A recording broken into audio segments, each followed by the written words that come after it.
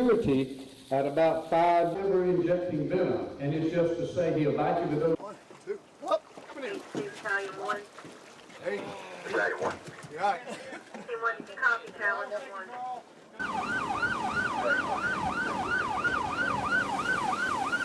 Everything feeling all right? Man, be advised, it appears that he is still on the ground going through the woods in the Knowles Ingram Road area. We have a good visual on it.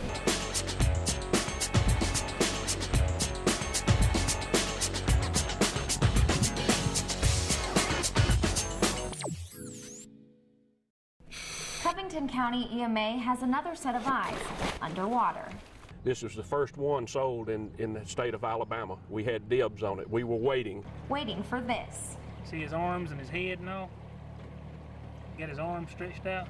The Hummingbird's sonar can spot almost anything below the surface.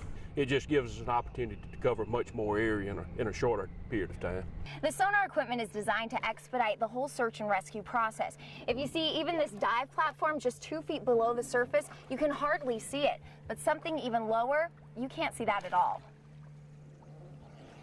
You can't tell up from down if you're a diver in the water, so with limited visibility or no visibility on the bottom as a diver, then this equipment on the surface gives you a lot better opportunity to know where to go look. You're able to see a pretty clear photo of the bottom, what's on the bottom, and it can speed up by going and looking for obvious signs of a body and or evidence that you may be looking for, and then you can dive in that specific area. The sonar shoots a thin beam from the back of the boat and can scope more than 300 feet in a single shot. Yeah, it's something we've worked toward for a while, and the opportunity to take advantage of the Homeland Security money has certainly been an advantage to us. And Chief Williams says his crew will continue training throughout the year to make sure they're...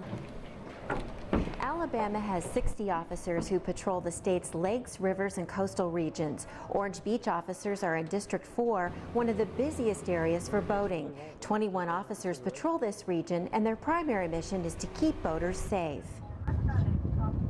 During the summertime, we're going to be working around most of the traffic is out, and we'll be riding around looking at looking for boating safety issues where somebody's not abiding the laws, paying attention to what they're doing, just trying to keep everything safe. Another part of the job is search and rescue. The Marine Police respond to about 75 calls a month.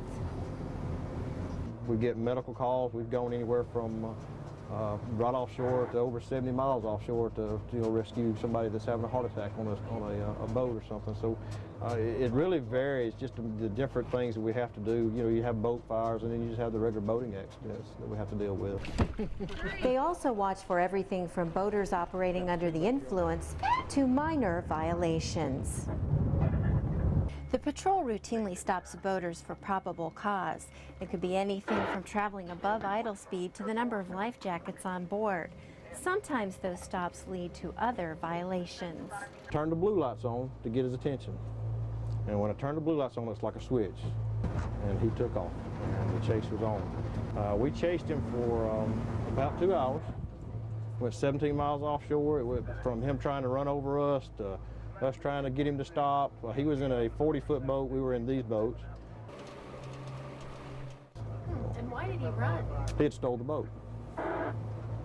So he had every intention of going to Louisiana, but it wasn't his boat. The actions of boaters who are stopped determine how their encounter with the Marine Patrol will end. We try to treat everybody fair. We want everybody to have a good time out here.